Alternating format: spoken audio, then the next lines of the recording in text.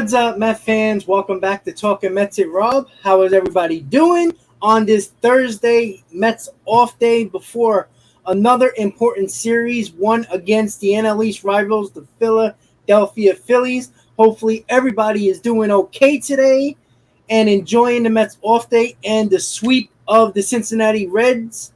Mets have been playing extremely well. It's refreshing that the Mets, once again, where everybody thought they were going to have a letdown, did not. They basically took full advantage of the Cincinnati Reds being a bad team. You're supposed to beat the bad teams on the schedule. Don't even bring them up for air. Keep them underwater. Step on their throats. That's exactly what the Mets did and exactly what Met fans wanted. Before the series, we talked about when I did game one of the series, I said, of course, no, very least you wanted 2 out of 3. Sweeping them is just icing on the cake, and that's what the Mets did. And you can't complain about much about this team. The pitching's been good. Even the bullpen has stepped up when it needed to. And the lineup is just have been probably more surprising than anything else, including the DHs and all the 3 acquisitions that we got at the trade deadline. Even when most of us probably thought that those weren't the moves to necessarily make. But as I said about a week ago, it could be the same way what the Braves did, bringing in Duvall and Rosario and Soler, which wasn't the big bats, but they were the right bats at the right time.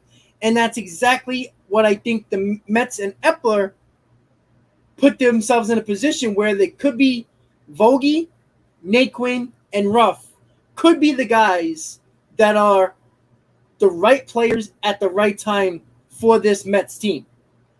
And before we get to the easy part of the schedule in September, the Mets have a rough road ahead. They got the Phillies. They got the Braves a couple more times. They got the Yankees. It is not going to be easy. And then they got the Dodgers as well. There is a lot that the Mets have to overcome over the next, about 15 games, which is basically the rest of August. It's going to be a difficult 15 days, 2 weeks, if you can put it that way. 15 days, 2 weeks of constant series against. It's going to be very pressurized series against the Phillies. The Phillies have been playing well. They're 9-1 in their last 10. The Mets are 8-2 in their last 10. They're just it's just going to be. It's not going to be easy. It's not going to be easy. The Phillies improved their defense as of late. They obviously got Noah Syndergaard to help out that starting rotation. The Mets are going to be facing a couple of aces of the staff for the Philadelphia Phillies. We'll talk about that in a little bit. As you can see on either side, we're going to get the Mets topics, and we're also going to go over the MLB topics as well during this Mets Talk Live. So don't forget to please hit on that like button. And I'm not really setting a timetable for this Mets Talk Live. As soon as we get to talk about everything that we have on the side panels, on the MLB topics and the Mets topics, then the stream will end. So don't forget to please hit on that like button. And if you're new to the channel and you just subscribed, say what's up in the chat. You will get a shout out on this channel. And also, if you're new to the channel, please let me know where you're from so I get an idea of where people are from across the country or around the world. And I always like to know where you guys are from because I think that's important to know, especially with a channel specifically made for the Mets. I wanted to make sure that other people can say where they're from if you are a Mets fan, or even if you're not, you're a fan of another team, just say what's up. I make sure that everybody gets a chance to speak their mind and their opinions. All right, so if you see me with this spiffy college shirt on, no, I'm not going anywhere special, but this is another 7-line shirt that they came up with. It is a Queens edition college shirt. It's got Seaver Way, which is the new address for the City Field. It's got the trains. It's got Queens. It's got ribbons. It's got all types of stuff. Mets logo. It's got the World's Fair globe that's in Flushing Meadows Park. It's a pretty cool shirt. I really like it. They come in a couple of colors. They also got different ones with like different foods, pretzels, hot dogs, beer, and all that stuff. So,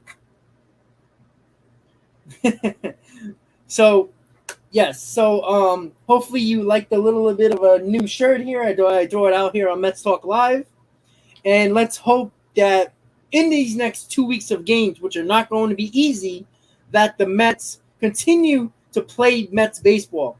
I don't care if it's the ace of the staff of a team or the worst pitcher on in the rotation that the Mets are facing.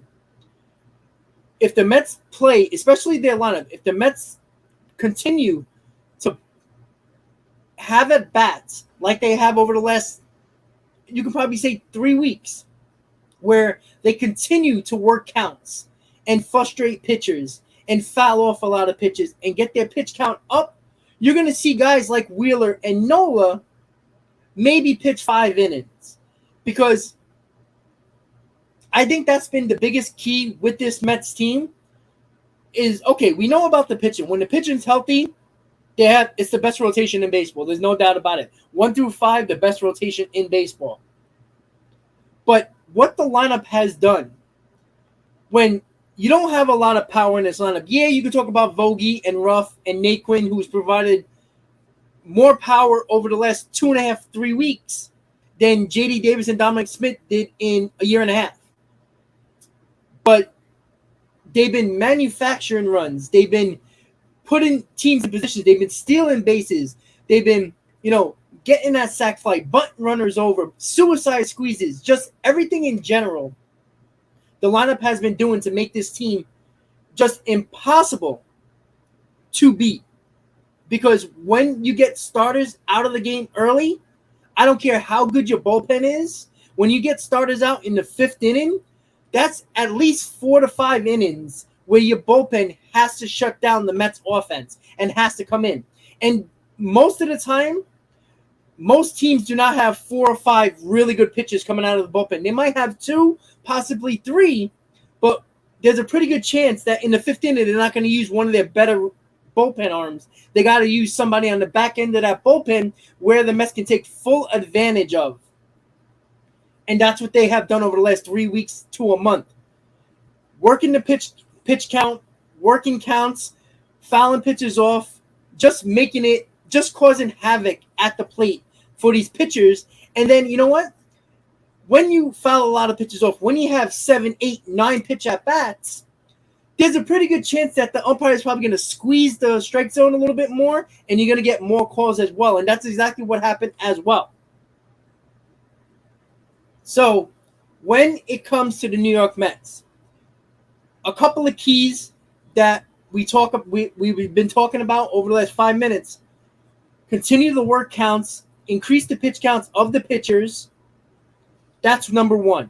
Number 2, continue the dominance of the starting rotation. If they pitch the way they've been pitching over the last 3 weeks, they're going to be very hard to beat. We got the aces on the mound. We'll talk about that when we get to the topic of the Phillies series preview. And also, if the bullpen can continue to be solid, they don't have to be great. If they continue to do their job, they don't have to be perfect. They just have to be solid. Come in, do your job.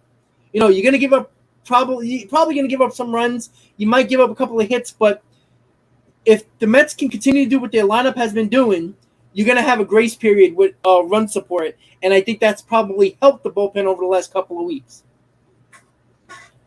So, with that said, we're going to start with the Mets topic, and then after we're done with the Mets topic, run over to the MLB topics going around the league for the fans who are not Mets or that are not Mets fans who are just hanging out in the channel, hanging out right now and talking about either their team or just what we have on the topics list today. So with that said, hopefully the Mets are 73-39. One of the best records in team history, minus the 86 season. It just shows you now when you look at the 86 team and you look at this team, what is very similar about those two teams? I'm not saying they're better than the 86 team. That is to be determined. But what they have and what the 86 team has, one thing always is just big in my eyes that I know that I've pinpointed is just this: veterans, tons of veterans. Yes, in '86, the Mets had a couple of young guys, but they had a ton of veterans. Remember, the '86 team wasn't a young team either. They were a pretty much an older team. Hernandez of the world, the Carters of the world. The guys that everybody knows about, right? Those guys were the linchpin of that team. Strawberry was young.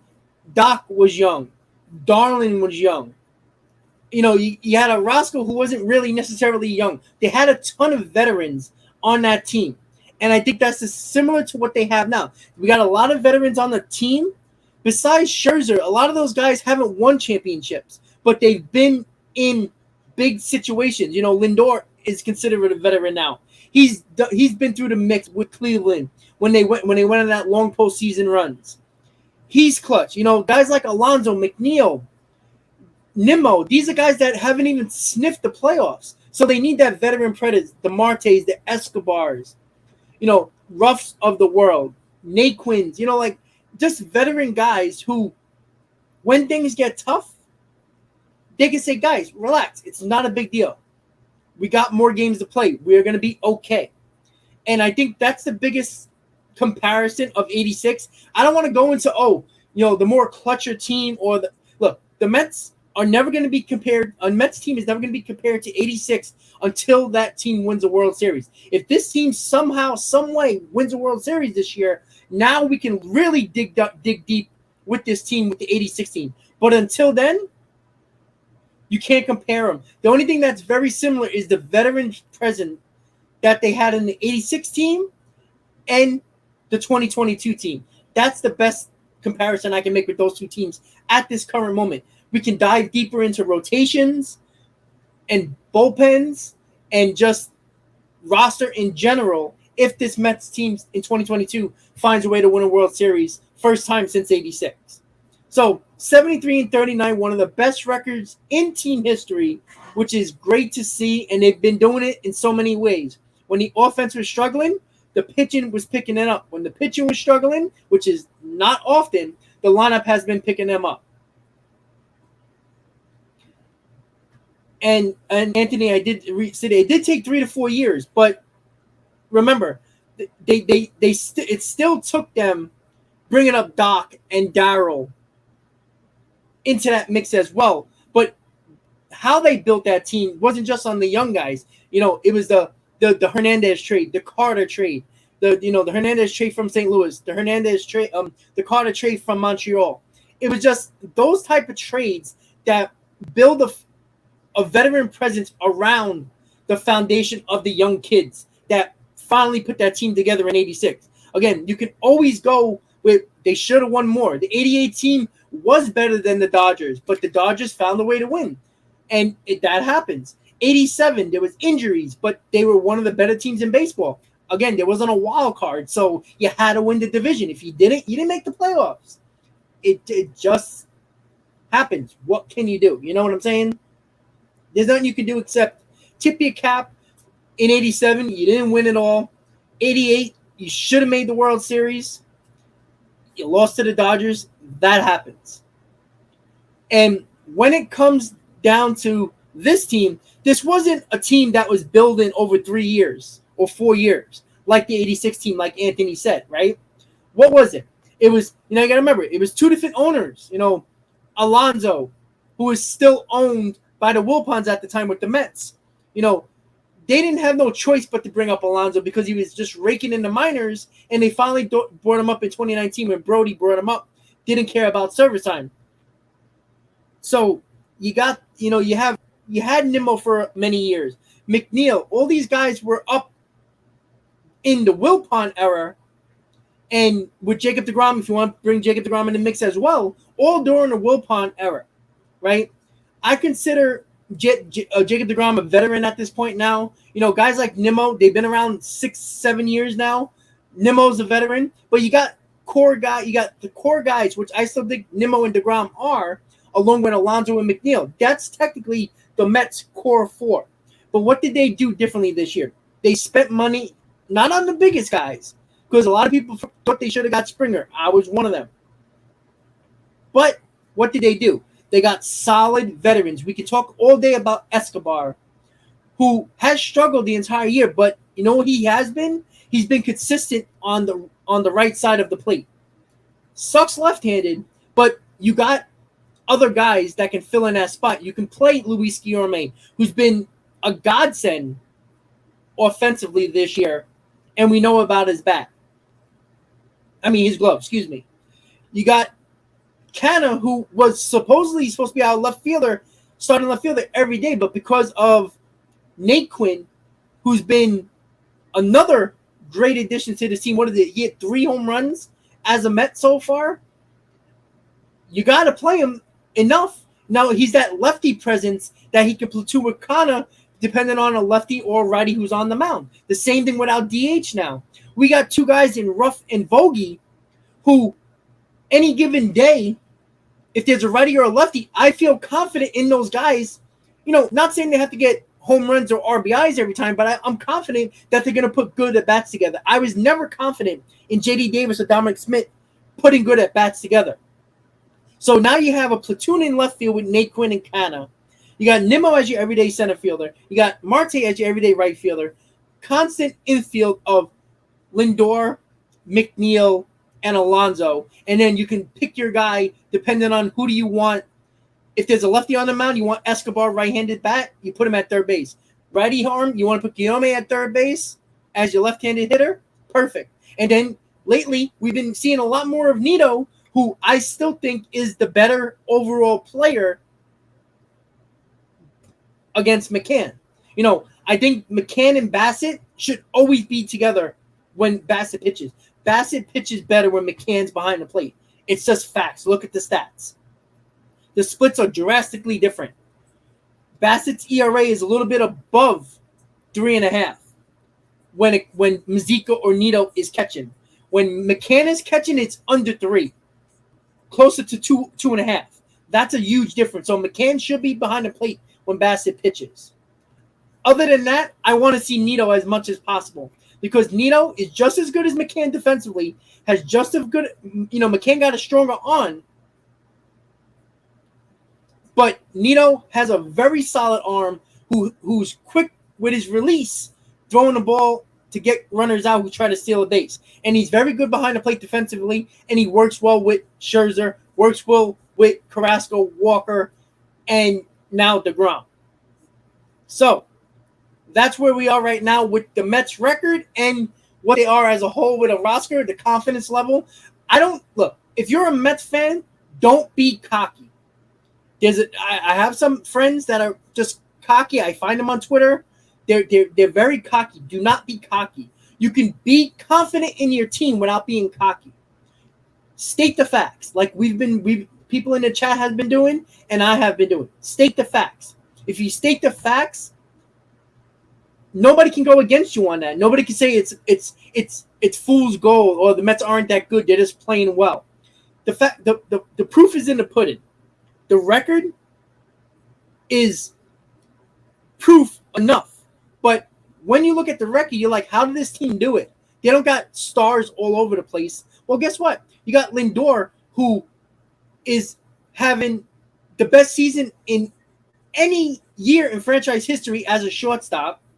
He's on average to get close to 100 RBIs, probably going to get 200 RBIs, maybe even 30 home runs. If you give us 30 and 100, he's worth every penny. And he's getting his average over 270.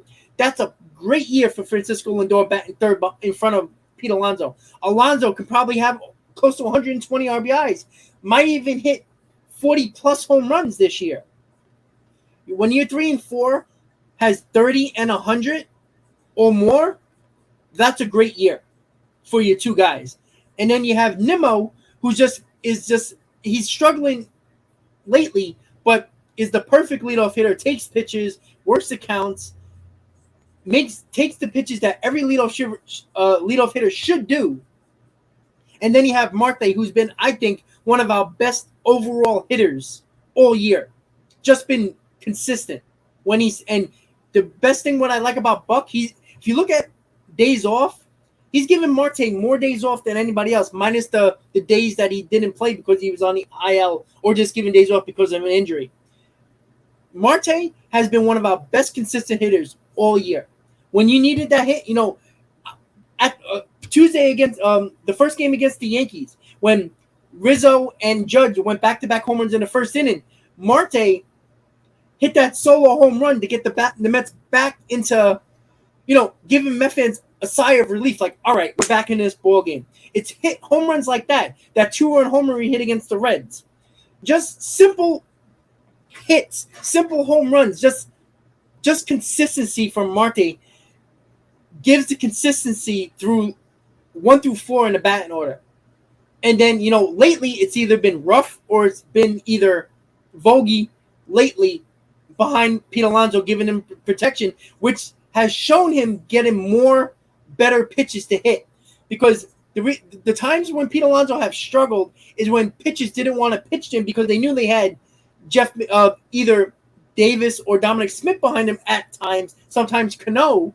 But lately it's been Vogie, Ruff, or McNeil, who are pitchers don't want to face them either. So you got to challenge Pete Alonso. And that's why Pete Alonso has been good, even better than he was earlier in the season because of the protection he has.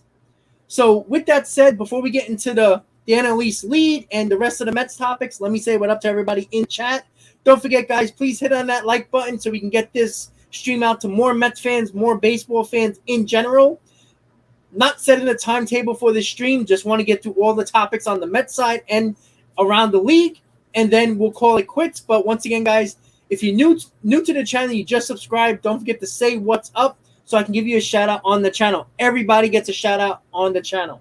So we're going to start with Sean, a member of Talking Mets and Rob. Robert Peroto, how you doing? Transistor, Kendrick, Edgardo, Ethan, Rocky, Michael, Spine Max, William, James, Edwin, Robert Simeon. I think I said that right. I'm sorry if I didn't get it right. Who else we got here? A third right wing. How you doing? Anthony. We got, who else we got here? I know we got a couple more people. Roberto, a member of Talking Mets and Rob. Irene, how you doing? Joe, what's up, buddy? How you doing? End the lockout as always. Steve, Ruben, a member of Talking Mets and Rob. Geraldo, a member of Talking Mets and Rob. The Blindbeard, JD, and Hebrew. How you doing, guys? Don't forget, guys, just say what's up in the chat. Do not be shy. If you're working, if you're just hanging out, you're missing Mets baseball today. It's a welcome off day. In my opinion, I think this team needed it. It helps our bullpen. Bobby, a member of Talking Mets and Rob. What's up, buddy? How you doing? If you're working, if you're hanging out, if you're enjoying the weather, if you're in most of the country where it's warm, enjoy it. Have fun. Enjoy this off day. If you're a Yankees fan, it's an off day. You guys haven't been playing well, but again, you still got a 10-game lead, so I don't think you have to worry. You just got to get right. Just get right after the Mets series. So, because I'm going to be heading to those games in the Bronx. So, with that said, guys, let's get started on topic number 2, which is the NL East lead. If you're a Mets fan, you probably know. The Mets have a 7-game lead. The Braves did win yesterday, so they kept it to a 7-game lead with 8 in the loss column, which is always nice. Look, when we got to the Braves series, that 5-game series, we were up 3.5 games. The goal, at the very least, was to come out of that with the same lead, 3.5. The Mets came out with a 6.5 game lead. Couldn't ask for more. 4 out of 5 against the Braves. If it wasn't for Walker forgetting how to pitch on that day, I think the Mets would have won that game as well. I think we would have had a 5-game sweep, and I think that would have been the moment the Mets could have completely buried the Braves in the NL East. But because they took 4 out of 5, they only gained 3 games, which is fine. I take it any day of the week. But, man, when you take 4 out of 5 against a team, both times now, Mets took the series against a Braves team that was one of the hottest teams in baseball coming into the series against the Mets. When we played that 3-game series in Atlanta, they were a half a game behind the Mets. Everybody's like, oh, here it comes. The Braves are going to take 2 out of 3, possible sweep. Mets took 2 out of 3, took control of the NL East again. The hottest team in baseball, going into their ballpark, Mets took 2 out of 3. Oh, by the way, that was without Jacob deGrom. Then, the Padres series, coming out of the All-Star break, the Mets lost 2 out of 3. Going into the Yankees series, everybody's like, oh, big bad Yankees coming to town. The Yankees are playing well. Everybody thought the Yankees were going to just come into Citi Field, beat up the Mets. Mets are going to have some problems, and then lead it into the Cubs series, and then the 5-game series against the Braves. Mets took the 2 games against the Yankees. According to Yankee fans, the Yankees weren't trying, which is laughable.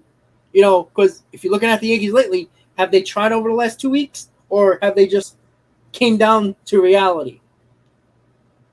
Mets took care of business against the Cubs, and also took care of business against the Braves 4 out of 5. And then coming out of the Braves series, how many times have the Mets come out of a important series or a big series against the Braves, the Phillies, the Yankees, playing a bad team like the Reds, and seem like they would lose the first game or even lose the series? Well, guess what? Once again, the Mets have shown this year they don't have letdowns. Sweeping the Reds. Most Met fans would have been fine with 2 out of 3. Sweeping the Reds. It's just icing on the cake. Beautiful, beautiful, beautiful. After all of that, on this day off, the Mets remain 7 games ahead in the NL East with how many games left? I wrote it down. I tend to lose count sometimes, but I believe it's 50. Right? 50 games left. Exactly 50 games left. 7-game lead with 50 to go. If the Mets go 500 with 50 games to go, 25-25, that is 98 wins. That is 98 wins. The Braves, who are, if I'm not mistaken, let me just double check their record really quick. Just want to make sure I get all this right. So the Braves are 66-46. They got 50 games left. So if they go 500, they have 91 wins. So that means they have to play at least 8 games over 500 if the Mets go 500 just to get to 99 wins. Now, they can easily do that, right? They can easily play 8 games over 500. But if the Mets play 2 or 3 games over 500 over the next 50, they're at 100 wins. The Braves have to play 10, 11 games over 500 just to either tie the Mets in a win-loss record, which means nothing because as of right now, the Mets have full control over the head-to-head matchup, so they'll win the division. So the Mets are in the driver's seat. The Mets don't have to go 10 games over 500. They go 10 games over 500. I mean, they're well over 100 wins. So the Mets go 500 over the next 50, which it will probably be disappointing considering that the month of September they play a lot of bad teams. They have 98 wins if they go 500. Grant, member of Talking Metro, what's up, buddy? Right? I'm telling you, man, this is nice. The Queen's Edition collared shirt. Got the Seaver Way, got the train, got the World's Fair globe, got the Mets logo, some ribbons. It's a beautiful shirt. It's not cheap. It was like $70, but I like it. It looks sniffy, you know. I look professional for once. So yeah, guys. So again, 7 games up, 8 games in the loss column. Mets can go 500 the rest of the way in the next 50 games and win 98 games. The Braves have to play at least 8 games over 500 in the next 50 just to tie the Mets in the NL East to get to 98 wins. That's what they have to do. That's not easy to do, considering the fact that the Mets play the Braves a couple more times, the Braves play the Phillies a couple more times. That's going to even out rather quickly. Every time the Braves win and the Mets win, knock 2 games off the schedule, because that's 2 games in total that the Braves didn't get and the Mets didn't lose. So that's how it kind of works now. Every day the Mets win, every day the Braves win, take two games off the schedule because that's one less game that they can catch us on. The same thing with the Phillies that are 10 games out. And even if you order the snacks on the park, yeah, that's a nice one with the pretzels and the hot dogs and the beer. That's a nice one. That might be in the next one. I had $100 to spare, so I was like, you know what? I bought that. What else did I buy? Oh, I bought another home run drawstring bag, and I also bought more koozies that I'm going to be giving away in the mystery box for the members. That I was supposed to do the video. I was supposed to put it up. I apologize. I had problems with my editing software, and for some reason the wheel looked blank. Yet I saw the names on there, and it looked fishy. So I'm gonna fix that, and I will have it by the end of the weekend for the giveaway. So if you're a member of the channel, make sure you're a member of the channel by end of day today, so I can put you on the list for a giveaway. It's a mystery box. I'm gonna put multiple things in there. I got a ton of stuff. I got bottle openers. I got koozies. I got souvenir cups that if you're not in New York, you clearly can't get them if you don't go to Mets games. I got all these different koozies that I have. I also ordered more koozies. I got so much crap that I can give away. I got this at the Mets game the other day, a nice little water bottle as well. I got a lot of stuff. So it's going to be 3 or 4 things that are going to go in the mystery box for you guys to enjoy and use. And Grant, I know you own a bar, so I'm going to email you, or at least I have your email because I remember you emailing me before. I'm going to email you. I have a lot of koozies that I'm just going to send your way. So if you want to give it to loyal customers and stuff like that, I'm going to send them your way. That has a 7-line logo and all that stuff, so we can represent. And I'm actually going to make koozies for the channel with my logo on it as well. So that would be cool to spread the word with the channel as well. So topic number 3, the Phillies series preview. I know we talked about it a little bit. I'm trying to think exactly what I want to be. All right, Grant, cool. I'll let you know. Hey, Ken, what's up, buddy? I don't want to be rude towards the Phillies because I still think they're a flawed team that have just been playing over their expectation, considering the fact that I still think their defense, the Phillies haven't been playing a lot of good teams as of lately. So it's the same thing when the Mets were playing in May. When they had a very easy schedule and they were winning a lot of games. The same thing when the Braves went on that crazy historic run. What do they won 20 out of 21? They were playing bad teams. The Phillies in this period were playing a lot of bad teams as well. So I don't look that as like, oh, here comes the Braves, here comes the Phillies, because every time the Braves played the Mets and they were playing really bad teams and winning, they fell on their face each and every time. The Mets have a thing this year where they put so much pressure on the teams that consider themselves really good and they fall apart. Steve, I agree. They've been good. Don't get me wrong. I'm trying to be respectful and non-biased as a Met fan when I look at the Phillies, and they've been actually really good. But also, the Mets have been playing just as good in that span over the last 60 games as well. So, and the Braves, the Phillies really haven't gained much ground on the Mets. So the Mets have been just as good. And I do think the Phillies with that new manager, when they fired Girardi, I think it changed a lot of things. I love that Robinson deal to help out your bullpen. I wanted the Mets to get them.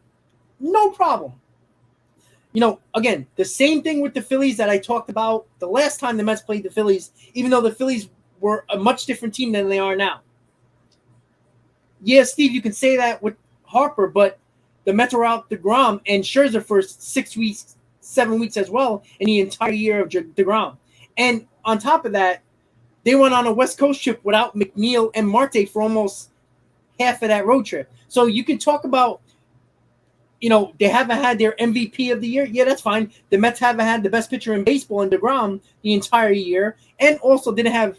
I mean, we were pitching Trevor Williams in the rotation every fifth day for 6 weeks, and they still found a way to win games with that, without Scherzer and without DeGrom for a 7-week span. And by the way, without our opening day starter in McGill, who a lot of people think can be a number 3, number 2 starter. I would say a number 3 to be fair. But it's not like the Mets have been, rolling healthy the entire year as well. And I honestly thought it was going to be a bad decision to fire Girardi, but man, what a difference. I agree, Steve. I think the Phillies were going to be on. I don't know why Buck ever didn't have a job was beyond me. I mean, thank God for us. I think the Mets would have 5 or 6, maybe more, less wins if Buck Showalter wasn't the manager of the Mets.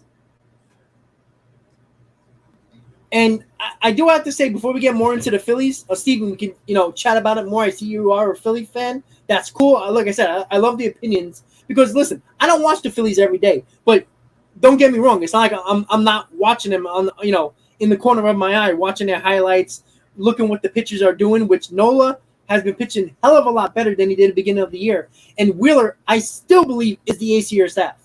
I'm still a big fan of Wheeler, but I think I don't care if you're the ace of the staff or not of a team. When you face a Mets lineup who continues to frustrate pitchers, I'm telling you right now, I can guarantee you, Will is going to have about 70 to 80 pitches, if not more, by the 5th inning, because that's what the Mets do. So, and you know what? Honestly, President, with the Dodgers series, that's what, at the end of the month, going into September, by that time, the Mets might have a good enough lead where that series might not even really be, it would be a nice litmus test for the Mets. But what does that really mean? The Dodgers beat up the Mets in 2015, but the Mets beat them in the playoffs in the NLDS. The Cubs took every game against the Mets in 2015. The Mets swept the Cubs. I don't look at series. I don't look at the Mets facing the Dodgers, because if the playoffs started today, and there's a pretty good chance what you see here is probably what you're going to get in the NL playoffs. The Mets might have the luck of the draw here. The Dodgers are probably going to have the best record in baseball. They might actually have to play a team like the Padres right off the bat. Depending on if things stay the same, the Mets might get lucky and play the Cardinals or the Brewers if that happens in the NLDS. So I expect, the Mets might get the luck of the draw. They might, somebody's gonna get stuck. Somebody's gonna be facing each other. Either it's gonna be the Dodgers or the Padres, or the Phillies might have to play one of those two teams. It's not gonna be easy. So the Mets might get lucky, and one of those really good teams in the NL, in the West, the Padres or the Dodgers, might get knocked out before the Mets even have to face a really good team in the NLCS if they make the NLCS. Again, I don't count my chickens before they hatch. I don't talk about World Series. I don't even talk about the playoffs. Look, the Mets have to go 10-40 to completely miss the playoffs. That's how far ahead they are of teams even in the wild card. They're about 10, 11 games up where they have to really completely fall apart. And I don't think this team's going to do that. Buck's not going to let that happen. And I've said this 3 weeks ago. I said the Mets, the Braves, and the Phillies are all going to make the playoffs. I think 5 out of the 6 teams in the NL making the playoffs, 3 from the East and 2 from the West. And everybody thought it was going to be 3 teams from the West and 2 teams from the East and 1 team from the Central. It's a big possibility that one of those teams in the Central are not going to make the playoffs. And that's insane. Because the Phillies have played so well that they gave themselves an opportunity to be an actual team that can just make the playoffs with not too much of a hard time. And again, there's still 50 games to go for almost every team. It's really important for the Mets just to play 500 ball. They don't have to do much more than that. If you play 500 baseball, once again, the Mets play 500 baseball in the next 50 games, 25 and 25. That's 98 wins.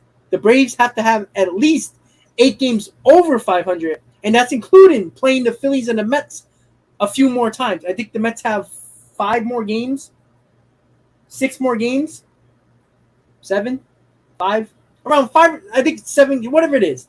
It's 2 more series against the Braves. The end of the season and sometime in the later part of the month.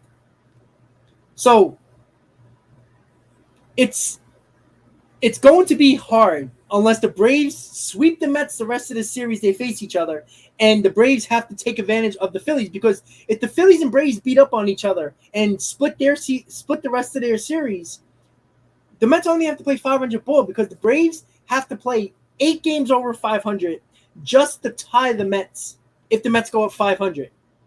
And the Mets have the head-to-head matchup. Even if I think the Braves have to win the rest of the games against the Mets to actually, I think, win the season series. So I'm not really concerned about the division, but I don't like to take anything for granted. I'm not that type of person. The Mets haven't had an extended losing streak this year, so it's very hard to think that they're going to go on a 7, 8, 9 game losing streak, especially with DeGrom and Scherzer pitching every 5th day. You have stoppers in this rotation that can stop a losing streak after like 3 or 4 losing games in a row. So, and I'm not, Marcus, I agree. Philly has been playing absolutely amazing, but the Mets have as well. The Braves have as well. So, as good as the Phillies have been, they've gained, they got themselves in a playoff spot, absolutely. But they've gained, 2 games, maybe 3 on the Mets over a month and a half span. Over as good as they played, they gained 3 games. And again, even if the Mets get swept by the Phillies, they're still 7 games out of the division. And who knows what the Braves are going to do with the Red Sox, the rest of the Red Sox series, and whoever they play next. I'm not sure who the Braves play next. But once again, the Mets are in the driver's seat here. And Steve, I just saw your super chat. I'm sorry about that. Is it too early to start talking magic number? Yeah, I would. On September 1st, you can start talking. Maybe the end of the Braves. What is it? The Braves series or the Dodgers series from the end of August into the first day of September. That's when you can start talking about magic number, because the Mets have one of the easiest schedules in September, and that's when you can start talking about magic number. I think the magic number is probably 30 or something right now, 35. So I'm not, gonna worry about. So I would say end of August into September 1st. I think that's okay. Yeah, look, see, you can be excited all you want, but be a little bit, not say humble, but no Met fan should be cocky. I'm sorry, I'm not going around flaunt. I wear my Met stuff. I do. I don't care. I'm a Mets fan, win or lose, and everybody knows that. But I'm not going to be going around and be like, oh, look at the Mets. I'm not waving my World Series flag and waiting in the Canyon Heroes for the World Series parade. I'm not that person. I take one game at a time, one series at a time. If you listen to WFAN Boomer, when he says with hockey, 1 shift, 1 period, 1 game. This is what I say with baseball. I believe that because I think your momentum is the next day starting pitcher. That's the way I always thought of it. I don't look 3 weeks down the road, because it's irrelevant if you don't play well. Because 3 weeks from now, if the Mets go on a bad losing streak, them games might be a lot more important than they might be if the Mets play well. So I say 1 pitch, 1 inning, 1 game. You got to have that mentality, especially as a Mets fan, because we've been programmed to think failure. We've been programmed to think the other shoe's going to drop. Again, different team, different owner, different manager. I don't think it's going to happen, but you still have to remember that we've won nothing. There is no championship banner to put our hats on and to say, look what we did. Even the Phillies over the last 15 to 20 years have something to put their hats on. The Braves only last year have something to put their hats on. Met fans don't. So before we kill Braves fans and Philly fans for being confident or cocky, if some of them are, they at least over the last 15 to 20 years have a recent World Series. Remember, Phillies, Braves, and Nationals have a World Series more recently than even the Marlins. You know what I'm saying? Even the Marlins have a more recent World Series than the New York Mets. So before we start waving out World Series banners and being cocky, just be confident. There's enough proof that you can give any fan of any team in the NL East this year that the Mets are a good team. But that's all they are. They have proof. All they prove is that they're one of the best 4 teams in the league. And when you're one of those 4 teams, you have a really good chance to win a World Series. But the Braves weren't the best 4 teams in the league last year. The Nationals weren't the best team in 2019 or the top 5. They were one of the last teams in the playoffs. You have to narrow it down. You have to stay focused on the series ahead. That's why I'm not talking about series against the Yankees or the Braves later on. This series matters. You take 2 out of 3, you basically take the Phillies out of any type of chance of winning the division, and you keep the Braves at bay. And that's the most important thing. And Steve, thank you for the super chat. I really do appreciate it. Let me just check everybody else. No problem, President.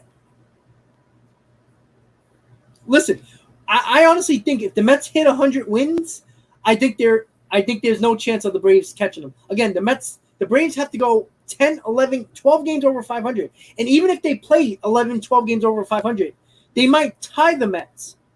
And the Mets will have the series head-to-head matchup, which automatically gives them the division. So I'm not worried about that.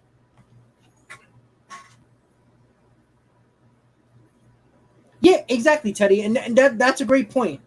The Mets can make it harder if they take 3 out of 7. Exactly. 7 games left. The Mets don't even have to play 500, win 4 of 7. They take 3 out of 7, they gain 1 game. And again, at the end of the year, that series against the Braves might be irrelevant. It might be, I still think the Mets are going to have the second best record in the National League, which, one, gives them a bye and gives them home field advantage, at least in the NLDS, at the very least, no matter what. Because they will have a better record than anybody in the Central, and obviously wildcard teams don't get that bid. Automatically, the division winner gets the home. So automatically, you got the home field for the NLDS. Again, depending if the Dodgers win. Now, obviously, you want the Dodgers to lose in the NLDS. So no matter what, you will have home field advantage in the NLCS.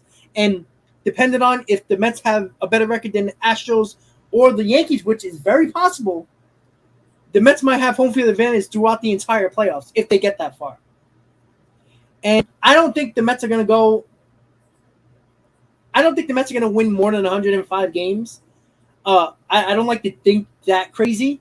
But again, 100 to 102 wins, I think automatically wins that division no matter what. No matter what the Braves or what the Phillies do. Again, the Phillies have to play 13, 14 games over 500 because of the fact that unless the Phillies have a better overall head-to-head matchup against the Mets. But I honestly think that it's hard I think the Braves had the opportunity in this 5-game series to cut it down to at least 2 games, a game and a half. That's it.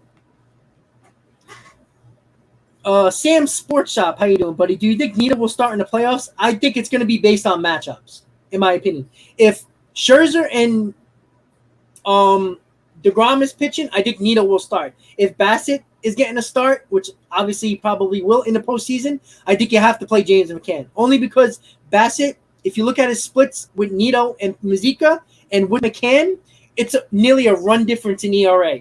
So I want James McCann behind the plate when Bassett is pitching. And again, if you get in the production at third base and DH, who cares what happens offensively with the catcher? Even though that might come up in the playoffs, I'm not too worried about that because James McCann can always lay into one and hit one over the fence with his type of power. Because when he hits one far. Other than that, he strikes out. Even though he's got a couple of hits here and there. Nito, I think Nito is just a better overall player than James McCann. I like his bat. Nito has over a 300 batting average with runners in scoring position, and it's not a short sample size. With the injury from McCann twice already this year, Nito's played a lot of games. If I'm not mistaken, he played about 70 games. If I'm not mistaken, maybe even more. Over a 300 record, average with runners in scoring position. And he can bunt. And he can move runners over. I like that type of bat as a catcher who can handle a bat. You don't necessarily have to be great, batting 270. But when a guy is on base, or at least in runners in scoring position, I trust Nito to get him in because he's been that good with runners on.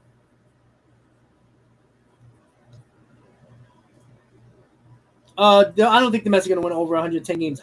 Like I said, I don't care how many games the Mets win in the regular season. It doesn't matter.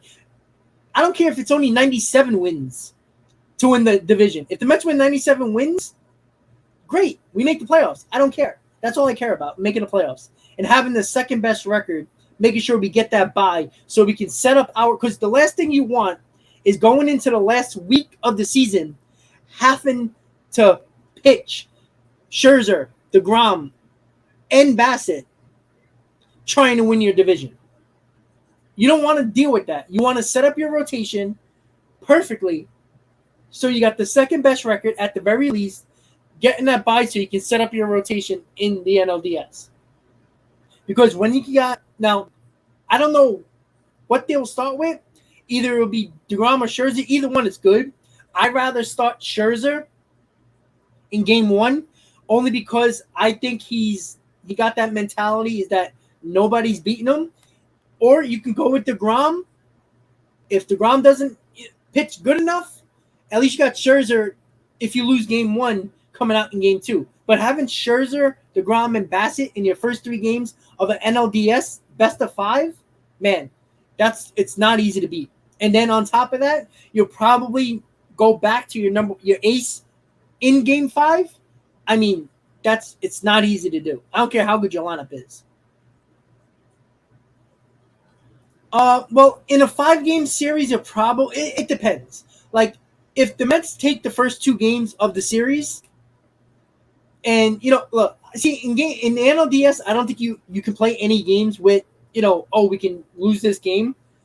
I think you go to a 3-man rotation in the NLDS. In a 7-game series, you go 4-man deep, and whoever you want that 4th man to be, whoever's pitching the best going into the NLCS.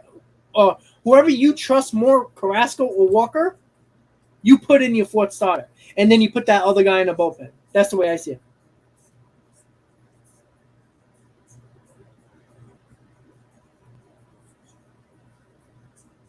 No, JD, I never said I was cocky. You see, you don't listen. I said I'm not cocky. I'm confident. The same way the Dodgers should be confident. They shouldn't be cocky. Because with the Mets having no DeGrom, pitching Trevor Williams in the series against the Dodgers with no McNeil and no Marte, you still couldn't take the series against the Mets. So let's not get all crazy about the Dodgers fans who, because they beat up on the Padres, the Padres remind me of teams like that, like the Nationals, when they could never get over the hump in the playoffs. That's what I see the Padres. I don't care if you beat the Padres. The Padres mean absolutely nothing until they can prove it in the playoffs. They choke every year.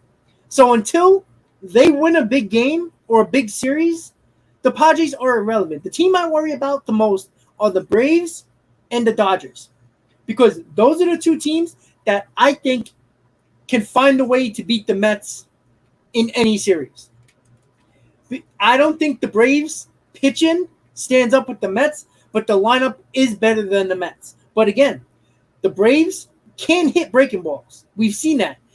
If you look at the percentages of breaking balls and off-speed pitches thrown in that 5-game series against the Braves, is embarrassing.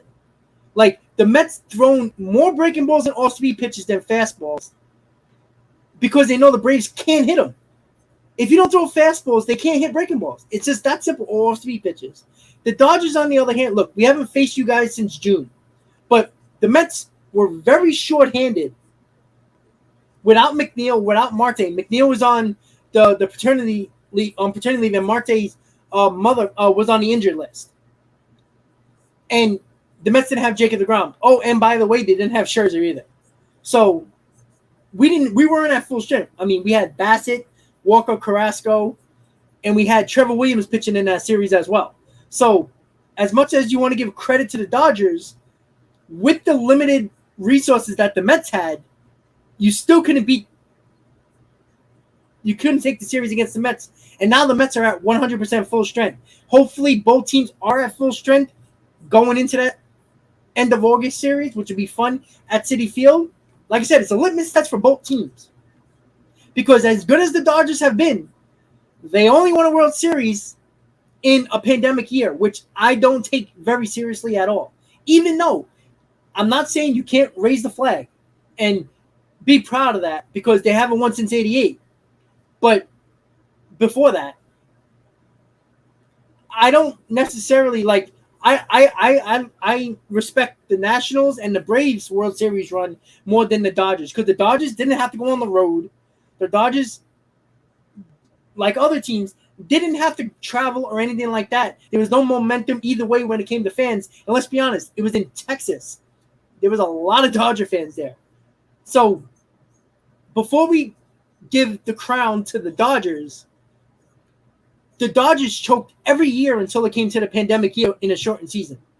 And I've said it with the Mets. I said it with every player who had a great year. And the guy, Dominic Smith, who's in the minors right now, who's on the IL, had the best year of his career in a 60-game season. I don't take the 60-game season seriously at all. It was a joke. And that was, I would even say that the Mets won the World Series. I'd be happy that they won the World Series because God knows it's been so long. But was that really a real season? Come on, guys. But the two teams I worry about, the Braves and the Dodgers. So we talked about the Phillies series. Before we get to the next thing, 50 games left. The pitching matchup for the Mets and the Phillies, you're going to have Ranger Suarez, Nola, and Wheeler for the Phillies. You're going to have Scherzer, deGrom, and to be determined for the Mets. The Mets can go either way. They can go Peterson or they can go Carrasco. I think if the Mets take the first two games, I think they'll go Peterson in the third game of the series. If the Mets split the first two games, I think they'll go with Carrasco. So right now, the Phillies rotation, Suarez, Nola, Wheeler, Mets, Scherzer, deGrom, to be determined. Either it's going to be Peterson or Carrasco. I think they're going to make that decision.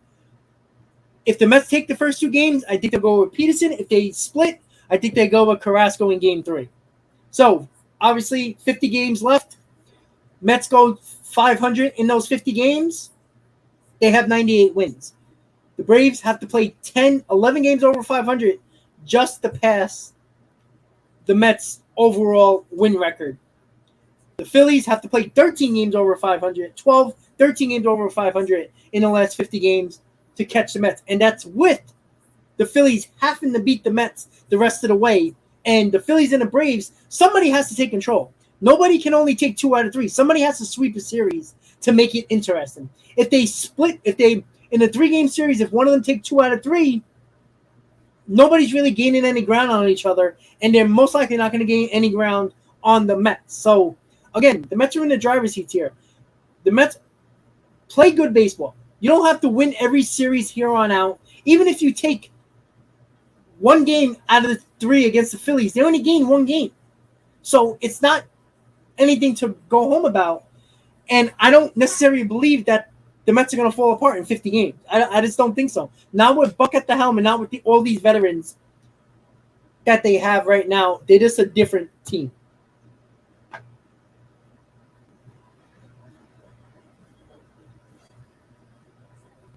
Yeah, honestly, I don't want Ohtani.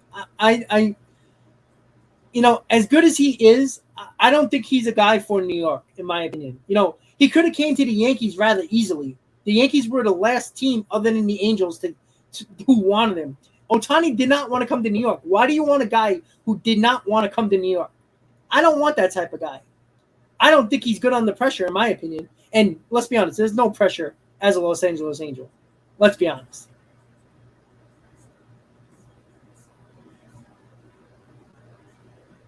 Steve, that's a good point. You could start again. It depends on matchups. If you're facing a team that again, I don't think it matters. Scherzer and DeGrom, I think they can shut down any lineup. But I kind of think that, like I said, I think it's a good point. Starting Scherzer, I think is good in game one, but I like Scherzer in game two. The only reason why in the 7-game series is the fact that if you lose game one, I have confidence that Scherzer can stop the bleeding, so to speak. I don't say I don't have that with DeGrom, but with DeGrom just coming back, we don't really know if he's going to remain 100% healthy. But who knows? You never know. But I don't mind. Again, you can go either way, Scherzer or DeGrom in game one. Again, I don't like counting my chickens before they hatch. I don't like talking about playoff rotations when we got a very important series against the Phillies where you can basically end the Phillies' chances of ever dreaming about a division. Or, you know what? You might even knock them out of a playoff spot. Not officially, but knock them out of a spot if teams play well that are ahead of them in the, even give them a chance to catch the Braves for that matter. So this series can determine a lot for the Phillies, not necessarily the Mets, because the Mets can get swept here and still have a 5-6 game lead, depending on what the Braves do. And no matter what, a 7-game lead against the Phillies. The Phillies can sweep them here. All that means is that the Phillies put themselves in the driver's seat to catch the Braves. That's about it. Other than that, this series is more important for the Phillies than it is the Mets. But we could have said that many times for the Mets, but the Mets still found a way to win games. And again, this series, I think, can go either way. I honestly don't think anybody's going to sweep the series because I think it's going to be very hard to beat Scherzer and DeGrom back-to-back. And that's why I think there's a chance that the Mets can easily take, or not easily, but can take the first 2 games of the series because of the pitcher matchup, and the Phillies win the last game of the series. But I can see either team taking 2 out of 3, but I think it's harder for the Phillies to take 2 out of 3 because of the pitcher matchup. JD, thank you for the super chat. Oh, I'm sorry, buddy. Okay, no problem, JD. I wasn't sure because you didn't say it, so I wasn't sure. But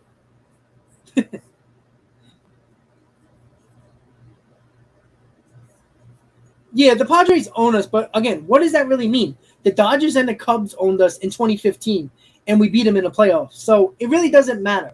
Again, that's why I don't take much into it going into a playoff series, and then people look at the record, oh, the Mets took care of business against the Braves in a season series. That don't mean nothing. You know what that means? That means that's history. Because if you get the timely hitting and the timely pitching at the right time in that series in the playoffs, pretty good chance you're going to win. So it doesn't really matter. I don't care. Good, great. The Padres took 4 out of 6. Great. What does that mean in the season series? During that time, the Mets didn't have Jacob deGrom. When the Padres faced the Mets the first time in San Diego, they didn't have Scherzer. So they didn't have deGrom or Scherzer. Now, the Padres have Soto and Bell and Hader, and the Mets have Jacob deGrom and Scherzer now healthy, with a healthy McNeil and Marte hopefully in the series. So both teams didn't have the same players going into those series. So that means nothing in the season series. It really doesn't matter. It really doesn't.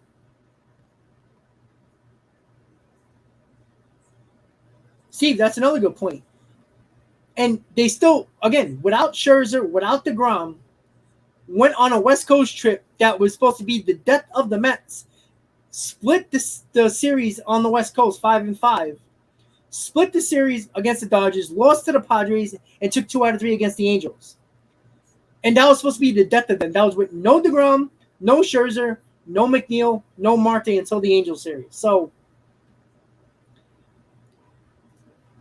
nobody can talk about injuries to other teams or guys missing on other teams and not look at the Mets, what they were missing the ends almost a month and a half with Scherzer, the entire year with DeGrom, McNeil and Marte, who missed that almost the entire West Coast trip, and Marte missed around 15 games, about 12 games throughout the year as well. So, and by the way, Lindor didn't play the first game against the Dodgers because he got his finger stuck in a closet door or a hotel door room. So,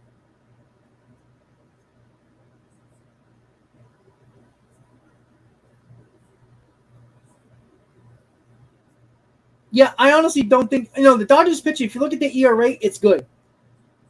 It is good, but Gradall, this is the first year he's ever pitched well in his career. So do you trust him in a playoff series where he's never had that type of experience? I trust Kershaw over, him. And, when it comes to other guys like Urias, who's good, but again, we've seen really good pitchers, ace of staffs, have real big problems with the Mets lineup because they don't let up. They work the pitch counts. They foul pitches off, good pitches off, and they frustrate the pitcher. We saw it with Strider of the Braves. We saw it with Fried of the Braves. We go on and on and on with all the ace of the staffs. Last time we faced the Phillies, we gave problems to Wheeler. We gave problems to Nola. Even though Nola pitched well, he was still out of the game in the 6th inning.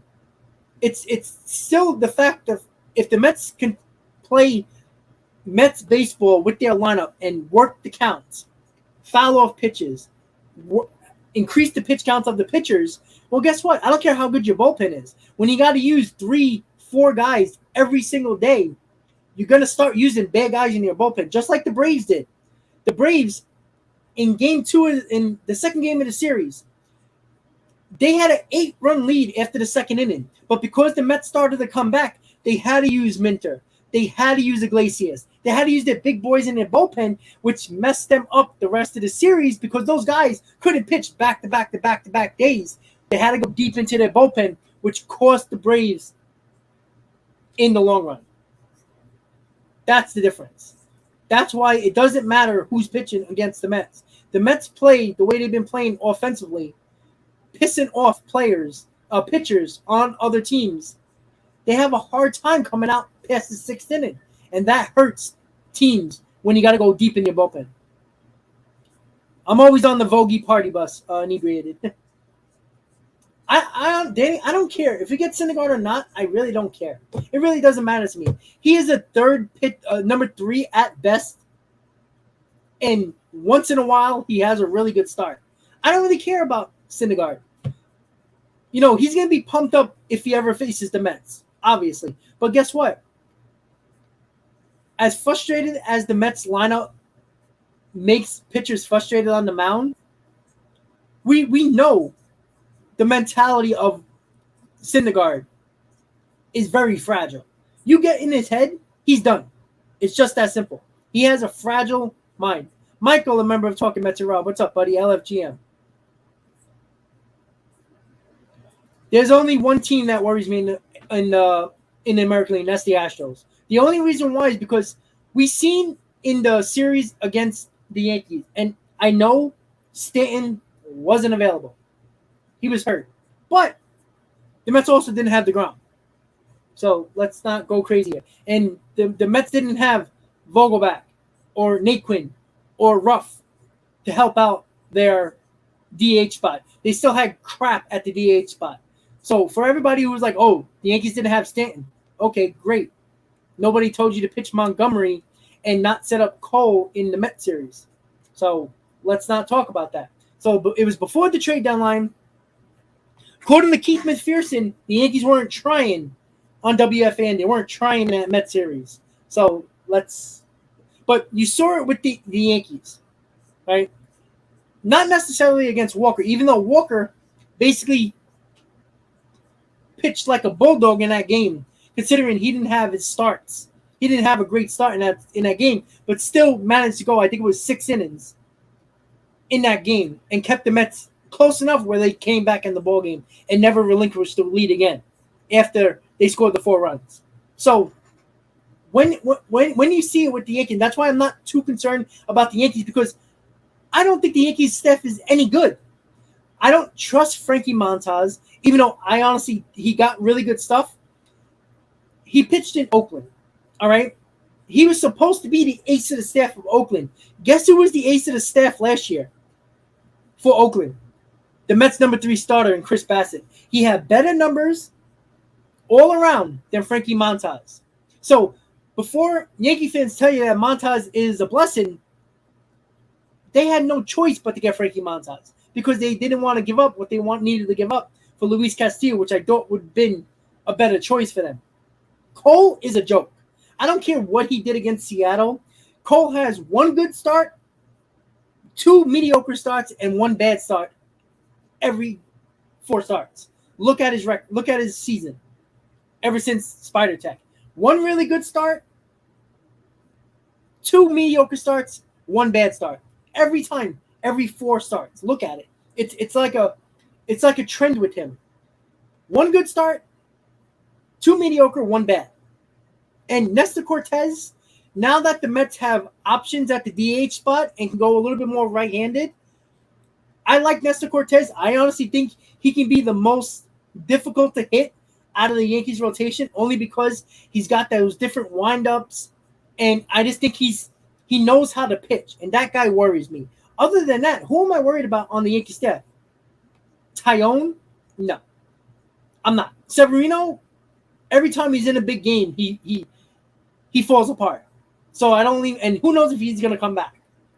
I don't trust a lot of the Yankees rotation. And when it comes to now Jacob deGrom healthy and Scherzer, you see what Scherzer did to the Yankees lineup. Yankees strike out a ton. If you keep the Yankees in the ballpark, they're not winning. And if you keep them to a solo home runs, they're not winning. It's just that simple.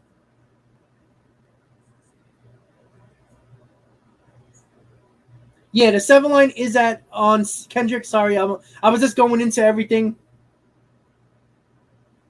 I do like the Philly fanatic. He's cool. I like him. Yeah, Kendrick. The 7 line is going Saturday to the game. I'll be there with them. It's my birthday on Saturday, so woohoo. I don't know. Did Schwarber get hurt? I'm not focused on the Phillies. I should be, but I don't know. If there's a Philly fan in here, let me know.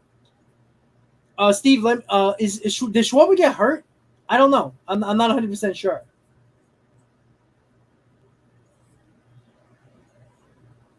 Oh, yeah. I know. The Yankees like to talk about injuries now that they're playing bad. But yet, at the end of the day, look at the back of their baseball cards. Every one of them, including Judge, is having career years. And now, most of them, except for Judge, are coming back down to earth to their career stats. So, guys like Clay Holmes, Tyone, Cortez, Cole is coming back to his Pittsburgh days when he was good, but not good enough. Not an ace of a staff like you should be when he was with the Astros. Guys like Hicks, who is basically done. Guys like Stanton, who is playing to his career, but he's hurt right now. Guys all over the diamond. Rizzo is playing to the back of his baseball card. Is a guy who's the Yankees lucky they got him, because the Yankees would have really been in trouble if they didn't have him. Guys like IKF, who is a solid player but not good enough. Donaldson is a joke. Torres is a guy who looks lost at the plate. The Yankees are a team. I don't care about injuries. I don't want to hear about injuries. You've had the healthiest starting rotation for the majority of the year. You got lucky with Clay Holmes, who's finally coming back to earth, who some people think that shouldn't even be your closer anymore and want to go back to Chapman.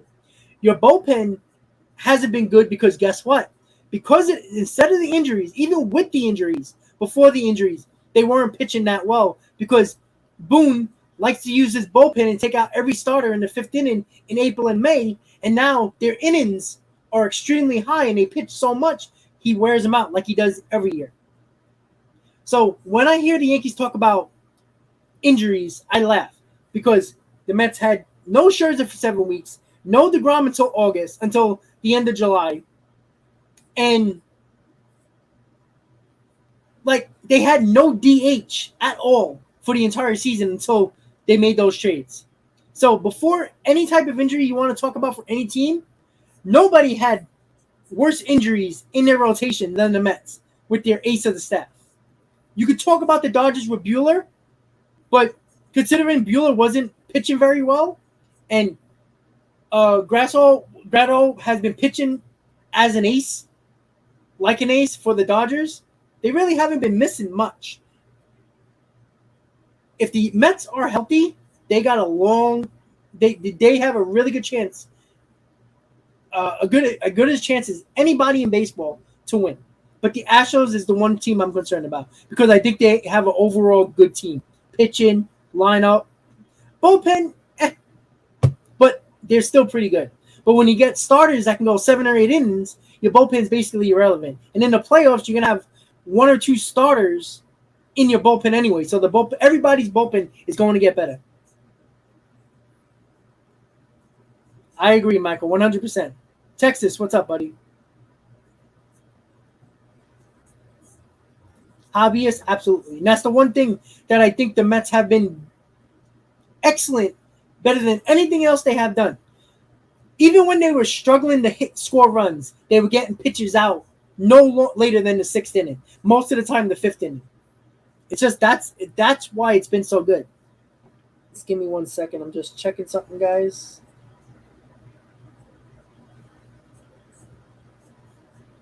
All right, guys. So once again, don't forget to please hit on that like button. So we're getting into the Mets topics. I'm going to run through the MLB topics really quick. We talked about the 7 line.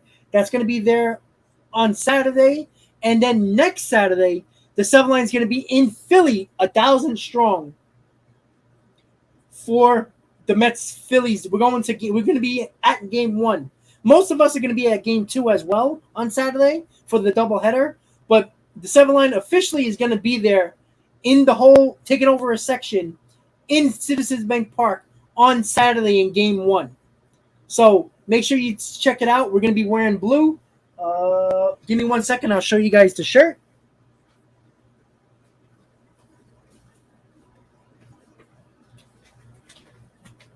All right. So, wrong one.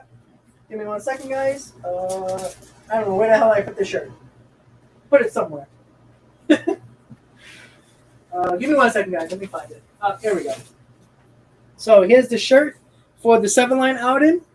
Obviously, love, brotherly love. It says the 7 line Army Philly 2022. So that is the shirt for the outing. So we're going to be in blue in Philadelphia at Citizens Bank Park for game 1 on Saturday on the 20th. Hey, Ben, how you doing? Thank you for the kind words. Thank you, buddy. I appreciate that. Again, I'm passionate when I'm gloating about the Mets or giving credit to the team, and I show passion when the team does not deserve any credit. So I'm glad you see that, and I'm glad you keep on tuning into the live streams and always hitting that like button. That's so important.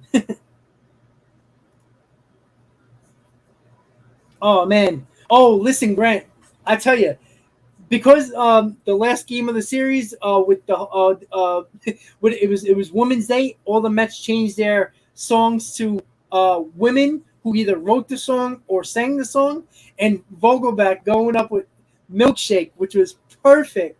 Like, some people were confused, but you saw all the fans laughing in the stands. It was, that was my era when I was growing up in high school. That Milkshake song was just perfect. It was just funny as hell. And, of course, a very nice video, by the way. But it was perfect. His big, chubby self, donut eating, hoagie eating self, walking up to Milkshake was just perfect. It made my day. It was so great. And everybody was retweeting it on Twitter, sharing it on Facebook, and putting it on their stories on Instagram. It was so perfect. Perfect, perfect, perfect. Nothing better than Vogie going on. He should keep that the rest of the year. The hell with it. It was just perfect. Ken 100%. When Nestor Cortez, who basically the Yankees picked up on the the crap list and threw him in the minor leagues. And again, I like Nestor Cortez. I think he's one of the guys in that rotation of the Yankees who actually knows how to pitch. And when he doesn't have his good stuff, still finds a way to give a good outing for the Yankees, even though Boone likes to take him out. As soon as he gives up a hit with 90 pitches, he's out of the game, which is a joke. Cortez is good enough to battle through. But if they want to take him out, let them. But when Nestor Cortez is considered your ace and Yankee fans trust him more than anybody else, you got problems.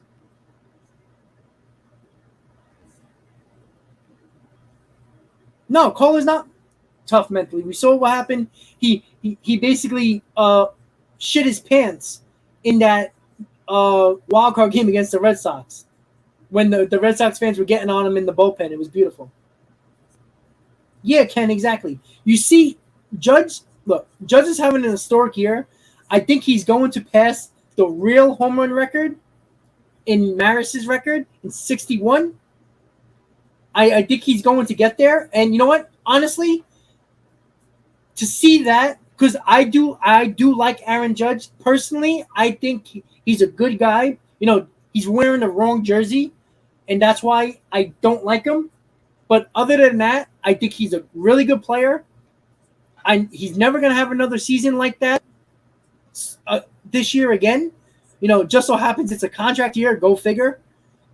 He's never going to have another season like this.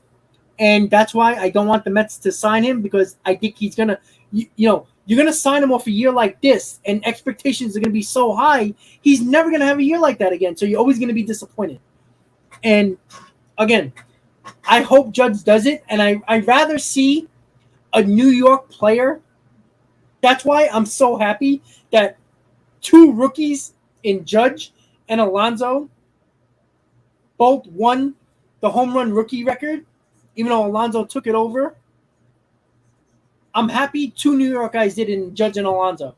With Aaron Judge, I want to see a New York player take back the real home run record.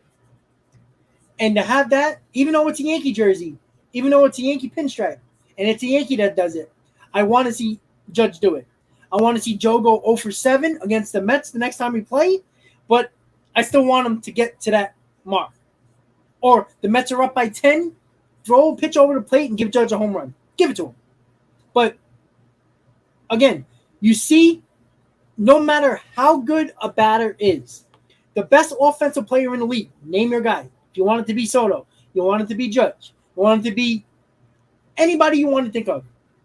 Good pitching, if the best pitcher in baseball is throwing like the best pitcher in baseball, 9 out of 10 times always beats good hitting. It's just that simple. I don't care how different baseball is from 40 years ago.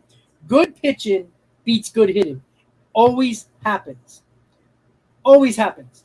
There's always a big spot in the playoffs or in the World Series when there's a big moment where a pitcher, even a reliever, comes in and gets a huge out against a big hitter.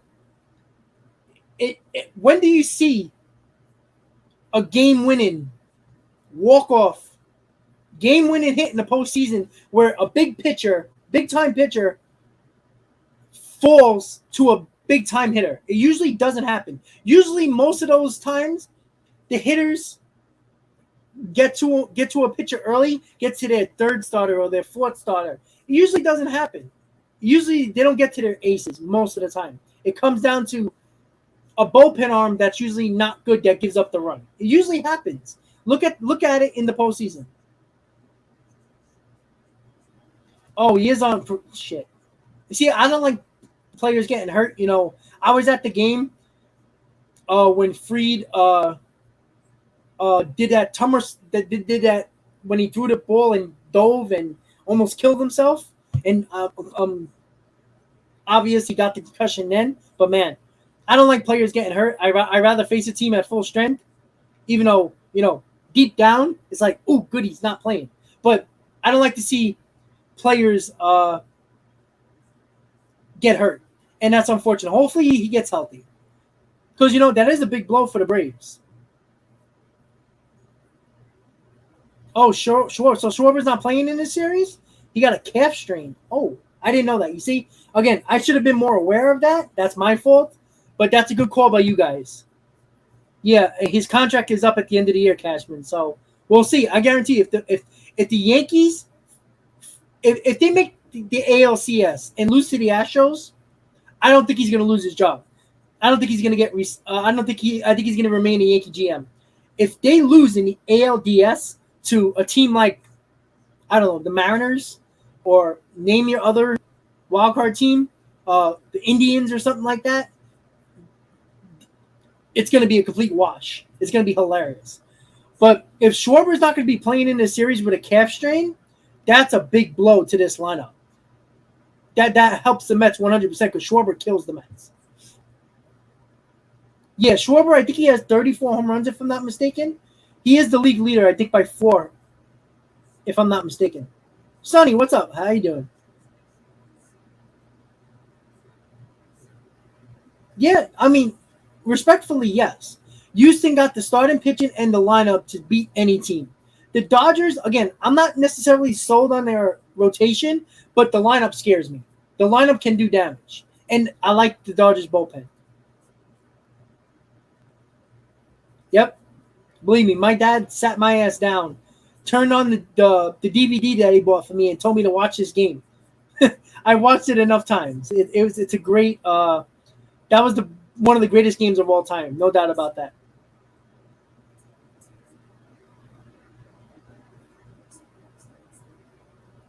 Yeah, it is remarkable. I agree. No, I didn't say that it wasn't, but let's be honest. You don't have the Giants who are having a year like last year. You have terrible teams in the NL West. You got the Diamondbacks who are terrible. You also, so you only got one team in the Padres that really are really giving you any problems. Not necessarily, but who do you have in the NL West that are really, a worry? You know what I'm saying? Like, the Dodgers should be beating up on those bad teams in the NL West, and the Giants are not as good as last year. So, but again, with all those, with May out, Bueller out, Kershaw out, absolutely. But Kershaw has been there for the most part. He just went on the IL not too long ago. Gratterall is good, and but again, I don't know. I think you can't talk about the Dodgers injuries and not talk about the Mets injuries and act like they haven't had issues that well. We haven't had our starting catcher basically half the year. You can talk whatever you want to say about the catcher, but we had Patrick Mazeika and Tomas Nido catching with no offense. We've had no DH the entire year, and Escobar has been terrible most of the year. So, yeah, Mike, guys, just so you know, on Saturday on my birthday, I will be doing 2 different um, in-game lives. I'm gonna do the first inning, which is because Jacob deGrom is pitching on Saturday, so I want to have that for the first inning. So I'm gonna go live during the first inning, and I'm gonna go live during the 9th inning. And I think I'm gonna change it up now. Instead of the 5th inning, I'm gonna do the 9th inning because with Diaz being so dominant, I think it'll be cool to do the 9th inning live with the trumpets and with the fans going crazy. The 5th inning has been a little kind of mellow. I want to do first inning because DeGrom's back on Saturday against the Phillies, and I'll do the 9th inning. So first inning live in game and 9th inning live in game. So make sure you guys tune in, and it's my birthday. So show up, hang out, and enjoy the first inning and the ninth inning with me on my birthday. Yes, Dom is still around in the minors. Miami beat Philly. Oh, I didn't see. I haven't checked this. Is that today? Because I haven't checked the scores at all, honestly. Oh wow! All right, so the Mets already gained a half a game on the Phillies, so now they're 10.5 out. So there you go.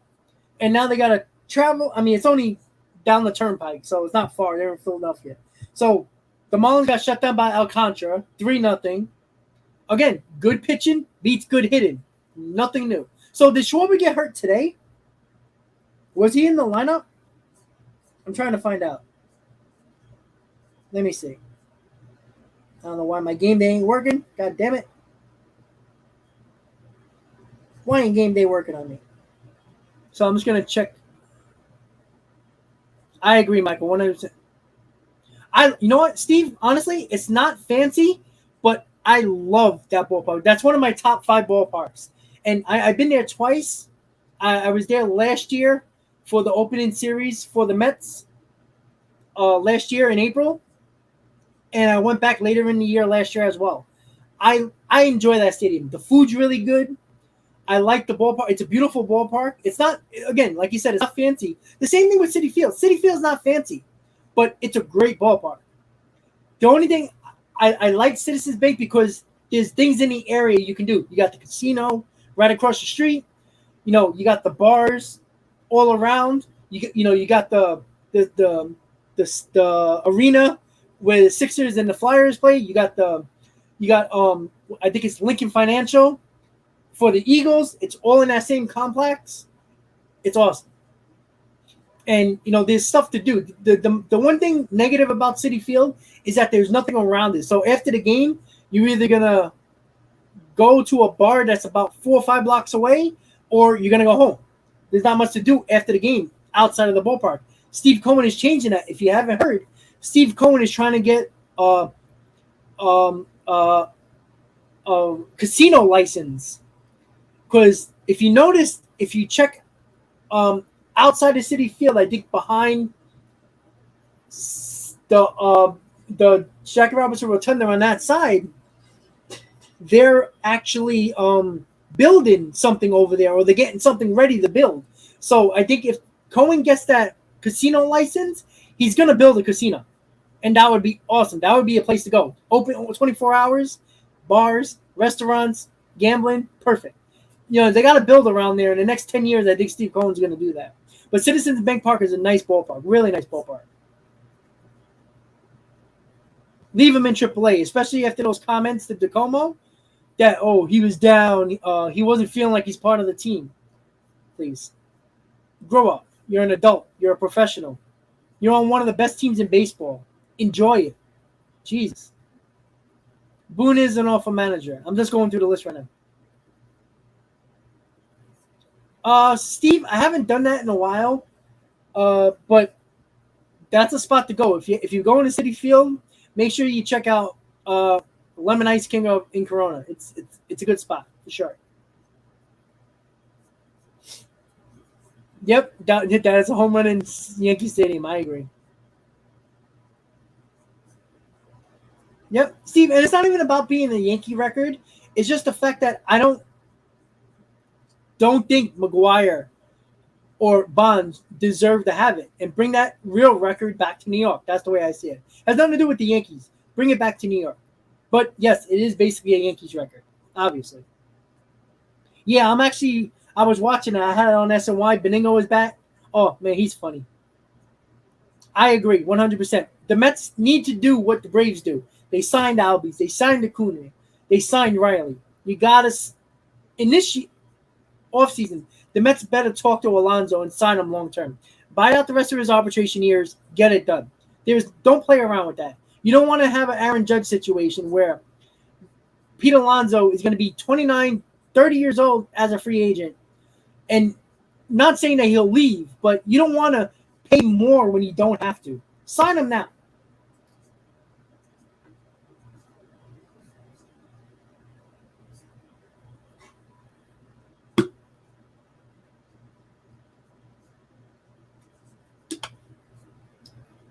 Edgardo, I agree 100%. Nobody in baseball has 1 through 5, a healthy 1 through 5. If you put every rotation healthy throughout baseball, there is no better rotation than the Mets baseball 1 through 5. Carrasco and Walker could be a number 3 on almost 90% of the teams, probably more in baseball. Walker and Carrasco would be number 2 in the Yankees rotation. It's just that simple.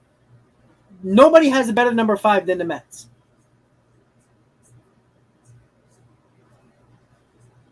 Oh, Steve, that's awesome, man. I think my dad was 9 years old, 8 years old. So yeah, I don't think my dad might have seen it, but probably don't remember it. I clearly wasn't born at that time. But Steve, that's awesome. Jimmy freaking Qualls. Look, when you're my age and didn't see it in person, you know about Jimmy Qualls. You know about Mike Scott in '86. Thank God the Mets won in Game 6 against the Astros because Mike Scott was going to pitch the next day, and the Mets couldn't touch him when he was scuffing the ball. You know that name. You know, if you're more recently, Connor Gillespie, we know about that. Oh man, just enough. We know about the Derek Jeter home run in the World Series to basically give any hope for the Mets to come back in that World Series in 2000. You just know the names. You know Mets history. You know the names. Connor Gillespie, Jimmy Qualls, Mike Scott. Oh God, amazing. Christian, a member of Talking Mets Rob. What's up, buddy? It's all good, buddy. It's all good. You made it. Hey, listen, if you need a muffler, Ken. No, honestly, a lot of the chop shops are gone. There's maybe 3 left, and that's on the right field side of Citi Field outside.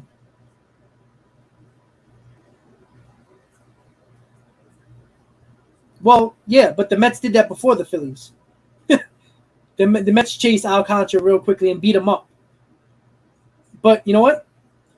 Once again, good pitching beats good starting pitching. It's just that simple. And look what Alcantara did today against the Phillies. Shut him out.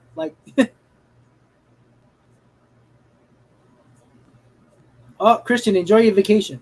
Christian, don't you live in Miami? Where the hell are you going? That's vacation every day, man.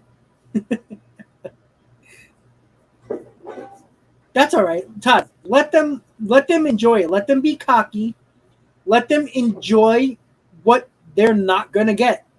I don't even care if the Phillies sweep the Mets. They just lost today. We just gained a half a game on them without playing.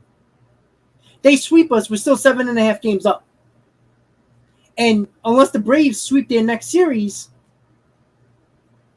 they're going to be around 6 games out of first place. So I'm not worried.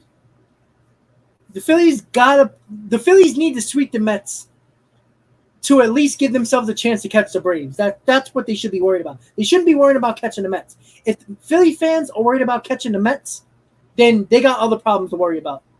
They need to worry about catching the Braves. That's why this series is so important for the Phillies, to catch the Braves, not the Mets. I agree, Ken. You know what? I wasn't so sure about signing Nimmo in the beginning of the year. I was kind of 50-50. Now, no doubt about it. You have to sign Nimmo. You got to extend Pete Alonso, along with extending Jacob deGrom. They do, Christian, 100%. But you know what? The guys, deGrom, Alonso, and Nimmo, those 3 guys, well, Nimmo and deGrom have to be back on this team. Alonso needs to get extended because pay him now $26 million, because if you wait, you're going to end up like the Yankees with Aaron Judge. They're going to have to pay him $35 million if he continues to play this well. Do it now. And Carrasco, you can let leave. He's up there in age. I think he has an option. I think it's a player option. If he comes back, great. Walker, I'm 50-50 on. But Bassett, I think you need to sign. If you sign Bassett, now you have your 1, 2, 3. You can throw Peterson in the rotation as your number 4 to replace Walker if you really have to, or replace Carrasco depending on which way you want to go. And then if McGill is healthy, well, you got Peterson and McGill with Scherzer, DeGrom, and Bassett. I'm okay with that. I agree. Michael Buck has at least gave the Mets 5 to 7 more wins, if not more, in the season.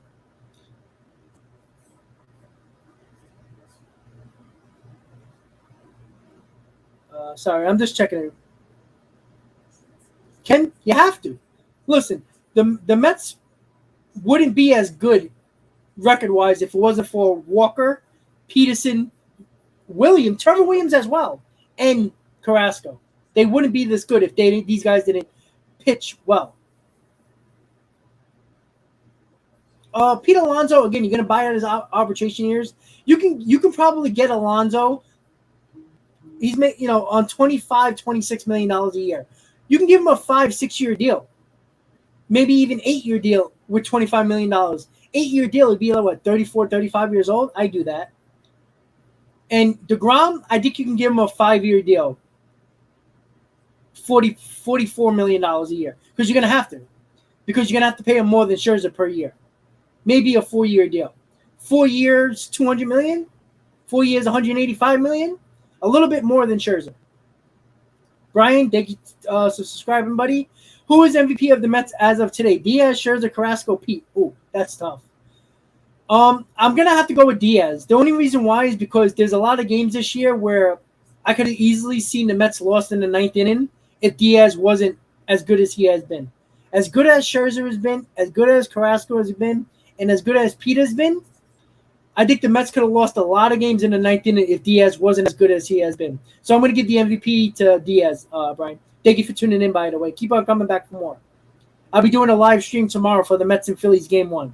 So hopefully you tune in. No, Ken, I imagine, I might be going down south rather shortly. I don't know if it's going to be North Carolina or Florida, but it's going to be soon, probably in the next year. So I'm going to be missing those games, but the best part about it, I'll be doing streams, and as long as I can watch the Met game on TV and go to Miami a couple of times a year to watch the Mets, and sometimes Tampa with the balanced schedule, I'm okay. I'll be okay. Oh, you have a summer house in Lake Michigan. Okay, nice. Cool. Can I come? It's nice in Michigan now. I don't think you want to go there when it snows. Oh, somebody that nobody knows, an unknown pitcher beat the Phillies and shut them down.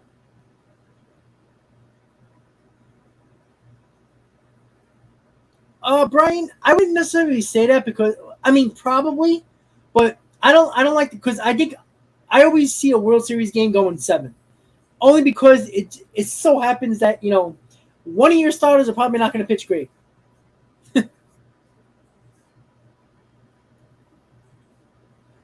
Hey, Christian, I might be going to Miami in September when the Mets go to Miami, so maybe we can all hook up, meet up at a game, have a beer, get something to eat.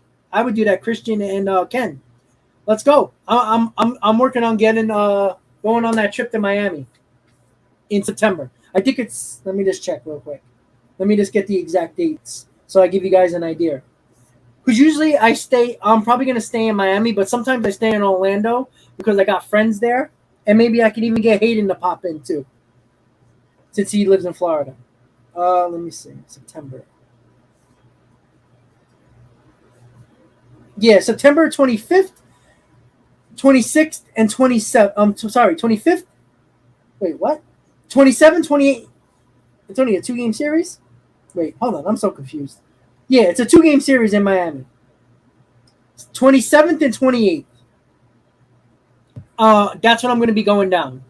So hopefully, maybe we'll hook up and get some drinks, eat some food, hang out at the ball game.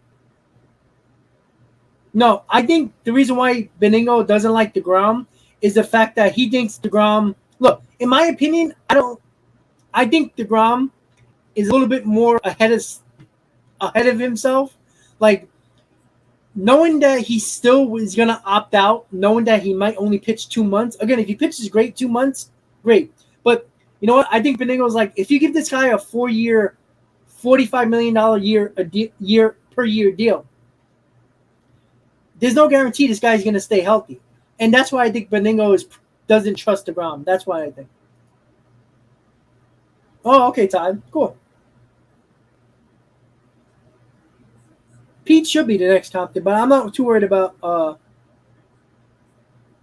Yeah, he's filling in for Craig Carton when he's on vacation, and they're bringing back Evan and Joe for a couple of days, for a week or so, and then Joe Benigno during the football season is going to come on every Monday on Tiki and Tierney to talk Jets football, and is going to be on Evan's show on Saturday every week during the football season. So Joe Benigno is going to be back on FAN a lot more.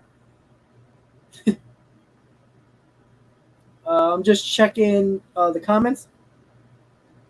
Christian, I think it's going to take 4 years, honestly, because I think a team like the Braves would go 4 years.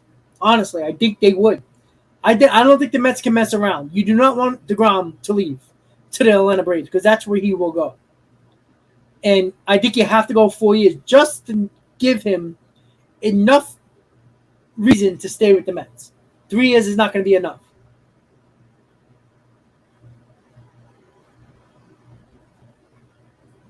Michael, you make that trip? They're playing the Marlins. Oh, wait, hold on. I'm sorry, guys. Give me a second. Sorry. Wrong dates. September 9th, 10th, and 11th, they're in Miami. That's when I'm going. I'm sorry. Not the end of September. They're at home. Sorry, guys. Sorry. September 9th, 10th, and 11th. I knew it was a weekend series. September 9th, 10th, and 11th. I'll be there. I'm probably going to fly in on Thursday night just to hang out in Florida, just to get comfortable and ready, and then I'll probably head to Miami for the rest of the games. So 9th, 10th, and 11th, I'll be there. Ken, hold on. Give me a second.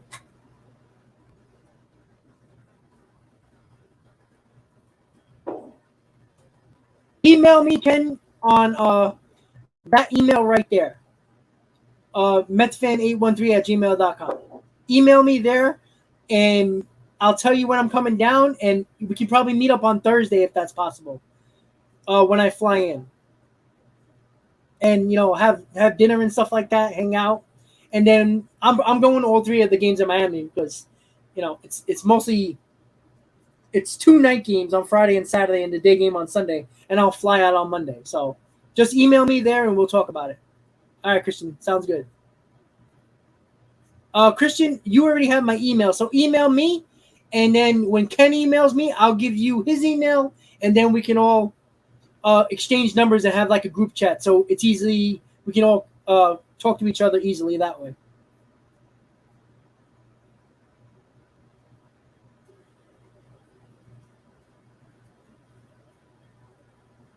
Who is your favorite fan? Look, I'm a big fan. I like Sal Licata because I work overnights and I listen to a little bit of Keith McPherson. I like him because I call in to Keith McPherson and always get on him about the Yankees and never talking about the Mets because he's afraid to. And I like Sal Licata. I think Sal Licata reminds me of me with the passion, negative or positive. I like Sal Licata and I like Evan Roberts because I think Evan Roberts is a diehard big sports fan who 24/7 is all about sports. That's why I like him.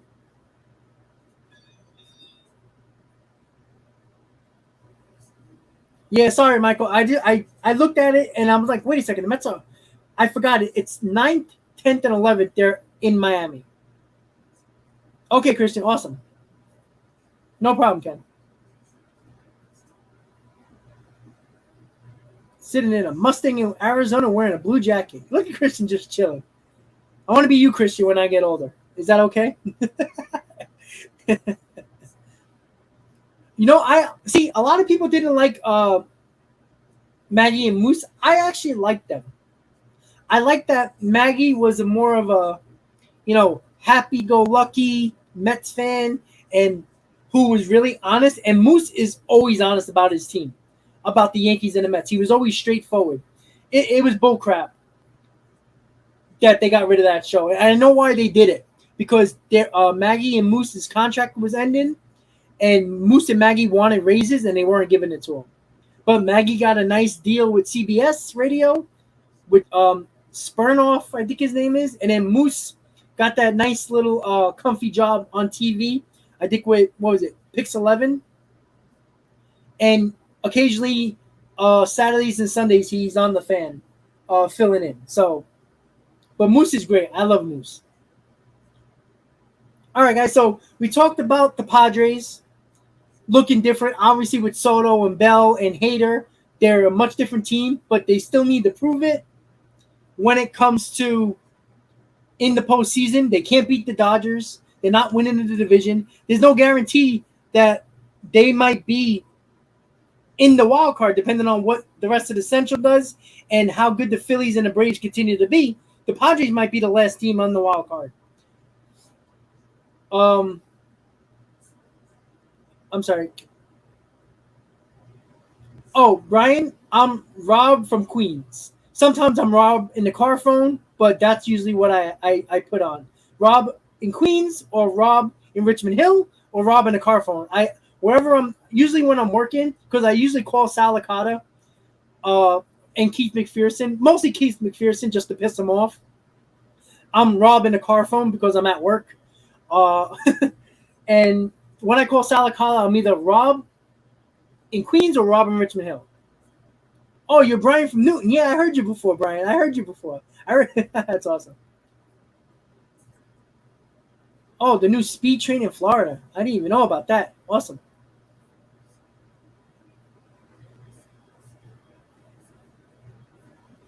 Yeah, Carton. I like Carton with Boomer more. I like Carton with Evan, because I think Boomer kind of like reeled him in a little bit. Carton kind of controls the Evan and Robert show. The Carton and Robert show, because Carton overspeaks. He just talks too much. I don't like him in the afternoon drive. He's more of a morning guy, waking people up. But again, he's the number one show in New York for a reason. So him and Carton are going to be here for a while.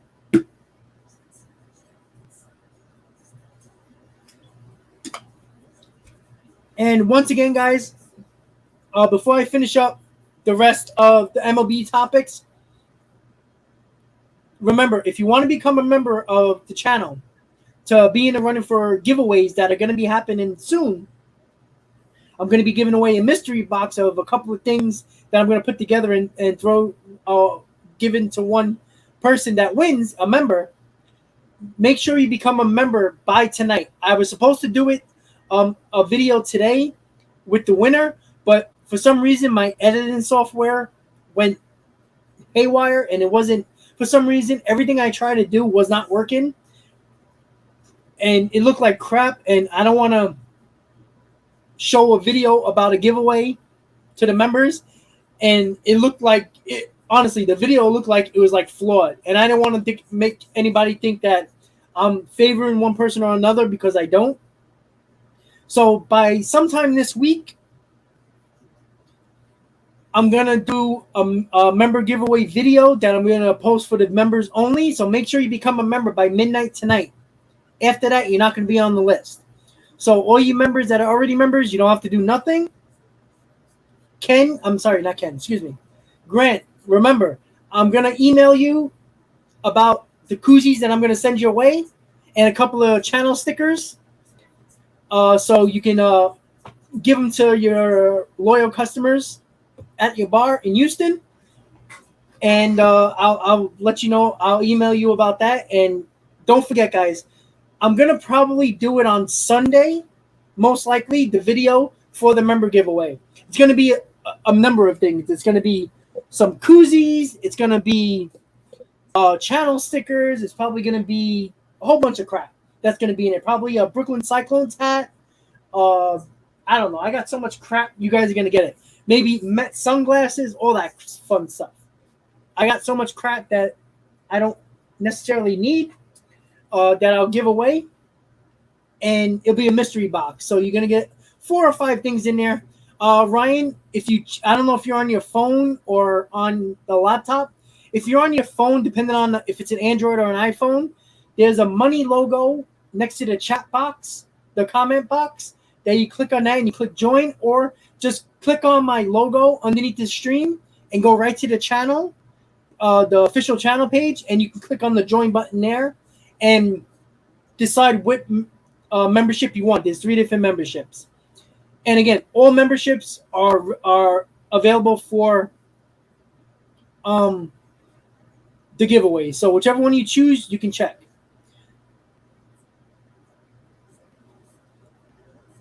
So if anybody can just help them out there, because on my end, I don't see all that stuff, but I do know when you're in the comment, let me just look at it. Like, I got an Android phone. So when I go on the stream right now, I'm on the stream. Right underneath here, I don't know if you guys can see it. It says Talking Mets and Rob with my channel logo. Underneath there, it says join. I don't know if you guys can see that. It's kind of hard. But it says join. If not, just click on the logo and go right to the channel, and it has joins there. Well, that was mostly Philly fans, probably.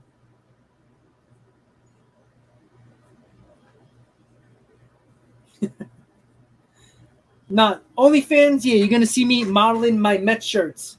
Like, I don't see any OnlyFans from me. Women don't even want to see that. So,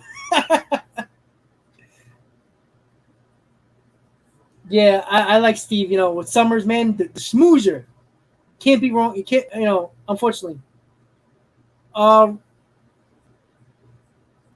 So Ryan, just go to click on my channel logo, and it takes you right to my channel, and you can go there.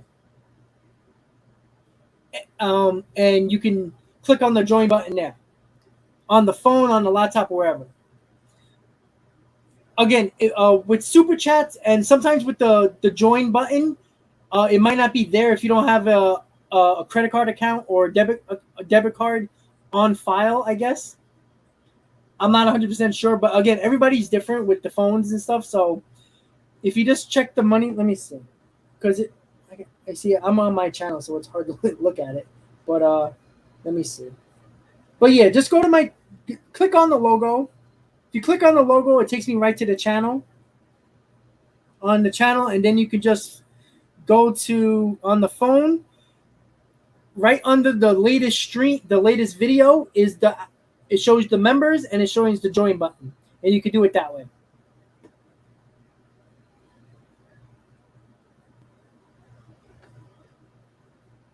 He is a liberal.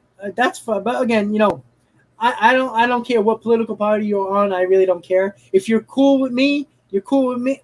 I'm cool with you. It really don't matter. Again, everybody has their opinions. That's how it goes. Todd, that's a great point. That is very true. We were reminded of the Mets looking like the Giants of 2021 because the Giants were so successful last year of pinch hitting when the lefty righty came into a game, or platooning. That reminds us of 2021. 2015 Royals gets on base, manufacture runs, work the counts. That's what the 2015 Royals do. Excellent point, Todd. That I couldn't say it better myself. Great. That was a great point. So Ryan, just click on my channel logo. If you're on your phone, it takes you right to the channel page. You'll see the latest video, and right underneath that, it'll have the members of the channel and the join button. You can click on that. Yeah, you gotta love Boomer. Boomer's good. If you're a Jeff fan, you gotta love Boomer. If you're a Mets fan, you gotta love Boomer because he's a Mets fan as well. If you're a Rangers fan, you gotta really love Boomer. All right, guys. So give it a couple of more minutes.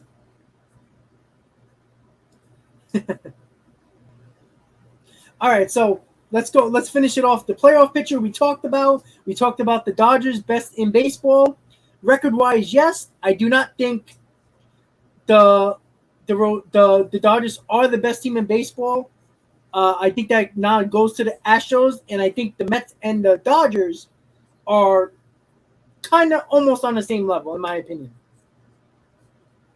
The all-timer day, yeah, I think it's like 60 over 60 members. Frankie, member of Talking Metro Rob. What's up, buddy?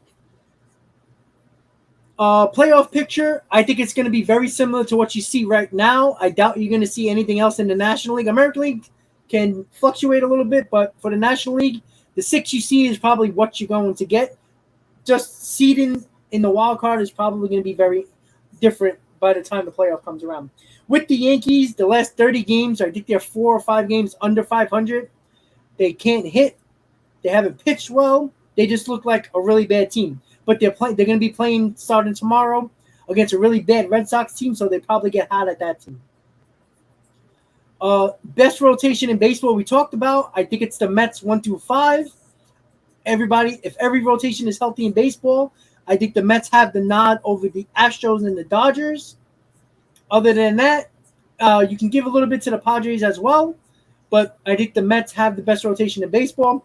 The biggest surprise in Major League Baseball, I think you have to give it to the Baltimore Orioles, who I think right now are in a playoff spot in a wild card, if I'm not mistaken. Last time I checked. Let me see. No. They are. They're tied with Baltimore with 6 games over 500 and in a wild card spot right now. 58 and 52. I think they have to be the biggest surprise. You can go with the Guardians as well, considering that they weren't supposed to be that good. But then again, I don't trust the Twins, and the Twins are out of the playoffs at the moment, which is amazing to me. So I think you can go with Baltimore or Cleveland as the biggest surprise in Major League Baseball. And on top of that, why I think the Baltimore Orioles top the Guardians a little bit, they traded Trey Mancini, who was like Mr. Oriole. It's crazy and good for the Orioles. I hope they make the playoffs. And imagine the Orioles in the ALDS if they win that wild card series facing the Yankees. Wouldn't that be hilarious if they beat the Yankees? Oh, that would be a dream come true. I would love that every second of every minute. All right, guys. So 2 hours of Mets Talk Live. We talk all about the Mets topic with their record, with the 7-game lead. Now a 10.5 game lead over the Phillies. The Braves play later tonight, if I'm not mistaken, or are they off? They're off, so nothing happens there. So the Phillies lost, so we gain a half a game on them. We talked about the series preview. The pitching matchup for the Mets is Scherzer, DeGrom, and to be determined. It's either going to be David Peterson or Carrasco. I said if the Mets take the first 2 games of the series, it'll probably be Peterson on Sunday. If the Mets split the first 2 games, it'll probably be Carrasco on Sunday. Mets, key to the game, key to the series. Continue to work the counts of these pitchers. Get them out early and continue to pitch well. The Mets do not have to win this series to change any outcome of a division lead or your thoughts about how good this team is. So don't worry about that. 50 games left. The Mets go 500 in the last 50 games. They automatically win 98 games. Anything above that, you get into 100 territory. So the Braves have to be 9, 10 games better than the Mets and still have to get the head-to-head matchup, which they won't get. Phillies have to go 13, 14 games over 500 plus winning the head-to-head matchup. So the Mets are in the driver's seat here. Play 500 ball at the very least. Once again, guys, I'll be at the 7-line game on Saturday at home with the DeGrom start on my birthday, August 13th. I'll be with the 7-line Army there. And next Saturday, August 20th, Game 1, the 7-line Army, 1,000 strong, will be at Citizens Bank Park, taking over sections of the ballpark for Game 1 of that doubleheader against the Phillies. So make sure you check out there. I'll be doing a 15-inning live during the game in Philadelphia, so tune in for that. Aces on the mound for the Mets and the Phillies in this series. Scherzer, DeGrom, Nola, Wheeler. With that said, guys, thank you guys for tuning in to Mets Talk Live on this Mets off day. See you guys tomorrow night for first game of the Mets versus series with Scherzer and Suarez on the mound. Everybody have a good night. As always, let's go Mets. And don't forget, guys, Be confident. Don't be cocky as a Met fan. Have a good night, guys. Let's go, Mets. See you next time.